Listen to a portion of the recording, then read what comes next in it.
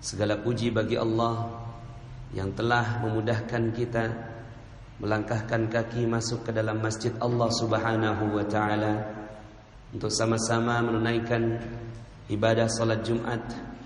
Semoga kehadiran kita di masjid ini meninggalkan seluruh aktivitas kehidupan dunia kita menjadi doa dan harapan agar Allah Subhanahu wa taala menetapkan kita dalam keadaan yang demikian sampai dimatikan dalam keadaan husnul khatimah. Amin ya rabbal alamin. Salawat dan salam semoga terlimpah dan tercurah kepada junjungan kita Nabi besar Muhammad sallallahu alaihi wasallam beserta para keluarga, para sahabat dan para pengikutnya hingga yaumil akhir. Ma'asyiral muslimin, sidang Jumat yang dirahmati Allah. Ada satu peristiwa dalam sejarah Rasulullah sallallahu alaihi wasallam yang kisahnya begitu dahsyat. Karena rahasia yang tersembunyi dari kejadian ini tidak bisa dipahami bahkan oleh sahabat utama sekalipun. Tapi Rasulullah sallallahu alaihi wasallam berhasil memframing ulang, mereframe kejadiannya dan kemudian menjadikan kejadian ini sebagai bagian dari kehidupan terbaik para sahabat yang menjadi kenangan. Bahkan Allah Subhanahu wa taala mengabadikan kejadian ini di dalam Al-Qur'an dalam surat At-Taubah ayat 25. A'udzu billahi minasyaitonir rajim. Laqad nasarakumullahu fi mawatin katsiratin wa yauma Hunain. Sesungguhnya Allah telah menolong kamu wahai para mukminin di medan peperangan yang banyak. Wa yauma Hunain, dan hari Hunain, peperangan Hunain menjadi pelajaran penting bagi sahabat yang dituju oleh ayat ini. Idz a'jabatkum kasratukum.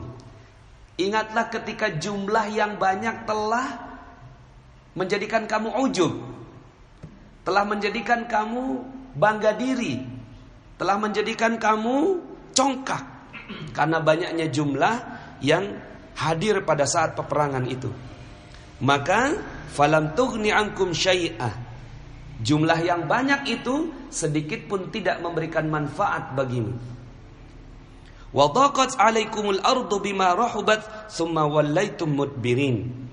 Dan bumi yang luas itu terasa sempit olehmu, kemudian kamu lari ke belakang dengan bercerai-berai. Ma'asyiral muslimin, sidang Jumat yang dirahmati Allah. Pada saat itu Rasulullah sallallahu alaihi wasallam berangkat dari Madinah. Kemudian ingin membebaskan kota Mekah. Ketika mendengar itu, ada beberapa kaum yang sibuk. Ada yang sibuk untuk mempersiapkan diri dengan pasukannya, dan juga ada yang sudah siap untuk menyerah. Karena kekuatan Rasulullah SAW berangkat dengan 124.000 sahabat pada saat itu. Akhirnya terjadilah peristiwa yang sangat membanggakan, yaitu Fathu Mekah. Dibebaskannya kota Mekah dan diserahkannya kunci Mekah dari pemimpin kota Mekah, yaitu Abu Sufyan, kepada Rasulullah SAW tanpa satupun pertumpahan darah. 2 minggu kemudian ada satu kaum yang memang sudah mempersiapkan diri untuk berperang dan tidak puas dengan kejadian ini, dan memang mereka siap-siap untuk menantang Rasulullah untuk ikut untuk berperang. Kaum ini namanya kaum Hawazin. Dan kemudian akhirnya Rasulullah mempersiapkan pasukannya.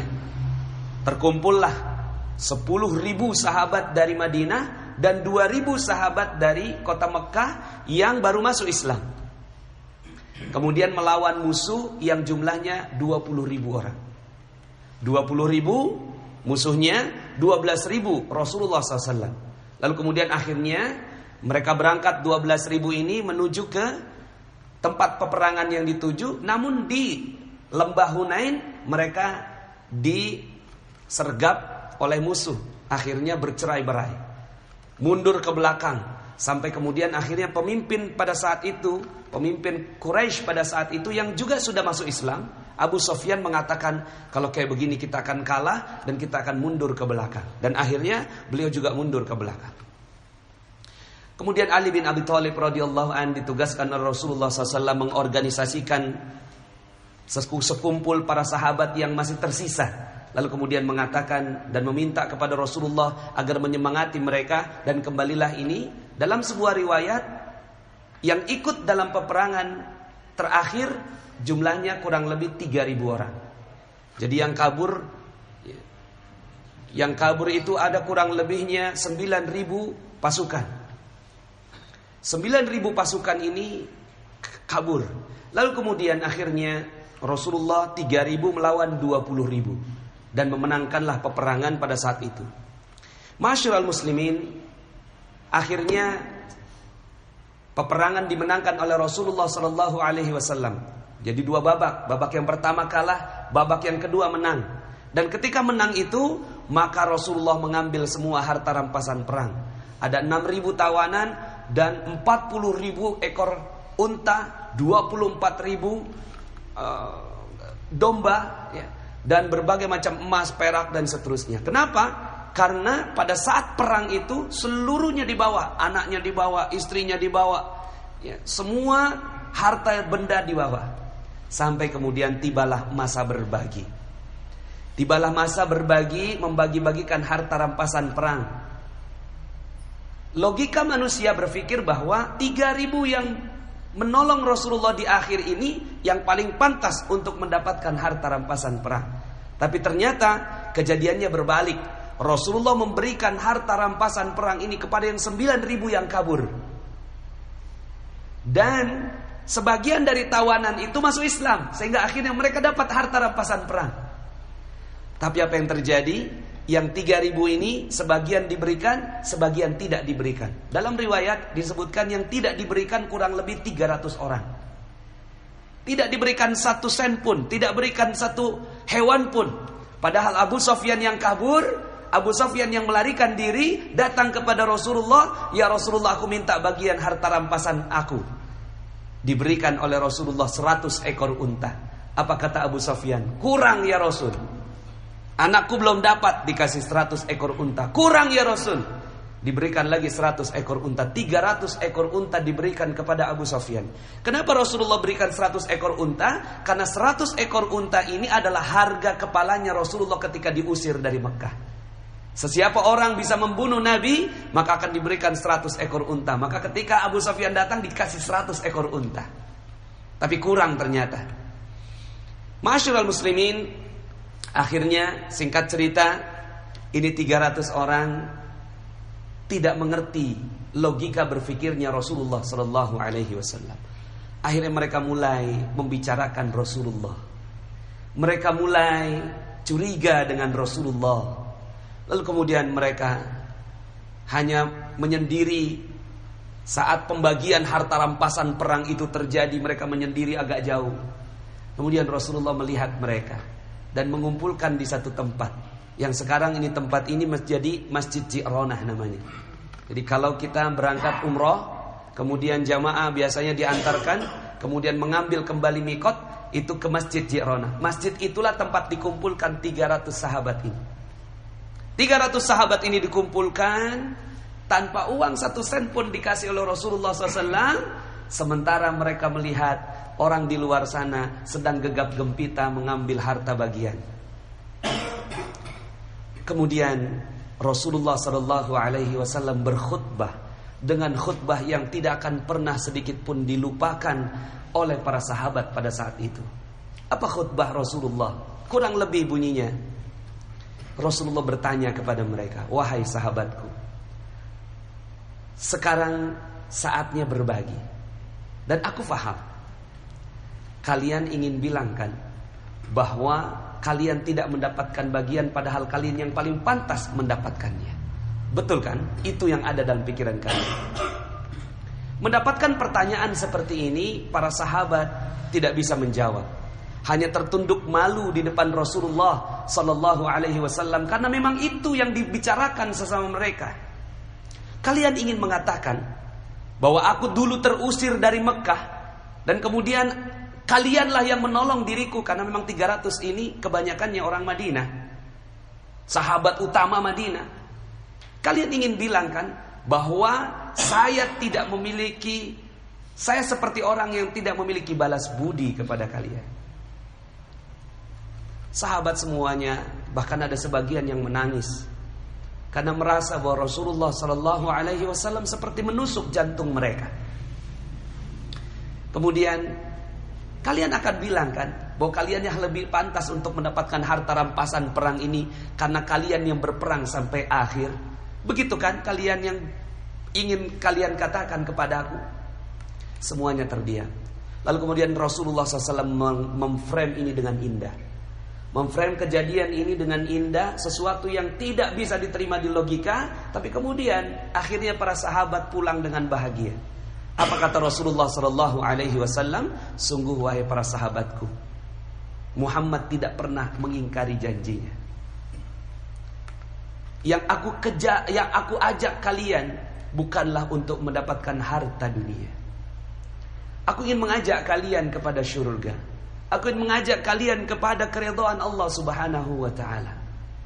Sementara mereka yang ada di luar itu orang yang sedang aku lunakkan hatinya agar mereka bisa memeluk Islam. Sekarang kalian pilih.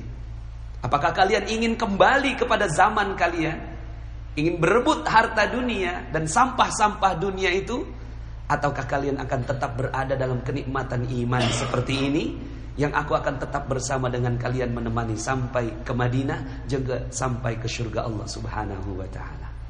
Menangis para sahabat, menangis semuanya. Lalu kemudian akhirnya air mata menetes sampai membasahi jenggot-jenggot mereka. Lalu kemudian mereka memeluk Rasulullah satu-satu. Kemudian mulai mengatakan kepada Nabi, wahai Rasulullah, sungguh kami rela menerima apapun pembagian darimu. Kalaupun tidak ada pembagian bagi kami dan engkau ridha bahwa kami masuk ke dalam syurga dan kau doakan kami, maka itu cukup bagi kami. Akhirnya berhasillah Rasulullah Sallallahu Alaihi Wasallam menenangkan para sahabat ini dengan logika terbaik, dengan reframing terbaik, dan keduanya akhirnya bahagia. 300 orang ini pulang ke Madinah dengan bahagia karena mereka mendapatkan jaminan syurga dari Rasulullah Sallallahu Alaihi Wasallam. Dan sebagian besar yang mendapatkan harta rampasan perang itu juga bahagia karena mereka mendapatkan kebahagiaan dunia yang Rasulullah ingin melunakkan hati mereka. Dua-duanya bahagia, tapi kebahagiaannya berbeda. Kebahagiaan orang yang masih cinta dunia, maka Rasulullah berikan ini passing and leading. Berikutnya akan Rasulullah SAW bimbing mereka ke dalam Islam. Sementara orang yang sudah kuat imannya, sudah kuat, mungkin spiritual meternya sudah begitu tinggi, ke plus 6, plus 7, plus 8, mereka tidak mendapatkan harta bagian pun. Mereka siap karena mereka memang mengejar ridha Allah Subhanahu wa ta'ala. Ma'asyiral muslimin, sidang Jumat yang dirahmati Allah. Maka semoga kita mampu mengikuti cara Rasulullah Sallallahu Alaihi Wasallam dalam berdakwah. Tidak mudah memahami, sehingga akhirnya ketika peninggalan Rasulullah Sallallahu Alaihi Wasallam terjadi konflik-konflik yang terjadi di antara para pengikut-pengikutnya Rasulullah Sallallahu Alaihi Wasallam sampai saat ini. Tentu dibutuhkan kebijaksanaan, dan hati yang penuh harap kepada Allah Subhanahu wa ta'ala agar kita mendapatkan rezeki yang terbaik. Karena rezeki ada dua jenis, rizqul asghar, rizqul akbar. Rizqul asghar ini rezeki yang kecil berupa kehidupan dunia, itu juga rezeki, dan Allah Subhanahu wa ta'ala akan berikan rezeki. Tapi ada juga rizqul akbar, rezeki yang besar yang Allah Subhanahu wa ta'ala akan berikan berupa syurga dan keridhaannya. Mudah-mudahan kita sampai pada derajat orang-orang yang menikmati rizqul akbar. Mudah-mudahan Allah Subhanahu wa ta'ala mematikan kita dalam keadaan husnul khatimah, masuk ke dalam surga Allah Subhanahu wa taala dan berkumpul bersama dengan Rasulullah sallallahu alaihi wasallam. Barakallahu li wa lakum fil Qur'anil azim. Wa nafa'ni wa iyyakum bima fihi minal ayati wadh-dhikril hakim. Fataqabbal minni wa minkum tilawatahu innahu huwal ghafurur rahim. Fastaghfiruhu fa ya fawzal mustaghfirin wa ya najatat taibin. Alhamdulillahilladzi arsala rasulahu bil huda wa dinil haqq liyudhhirahu 'ala ad-din kullih wa kafaa billahi shahida. Asyhadu an la ilaha illallah wa asyhadu anna Muhammadan 'abduhu wa rasuluhu la nabiyya ba'dah. Allahumma salli wa sallim 'ala nabiyyina Muhammadin wa 'ala alihi wa sahbihi ajma'in.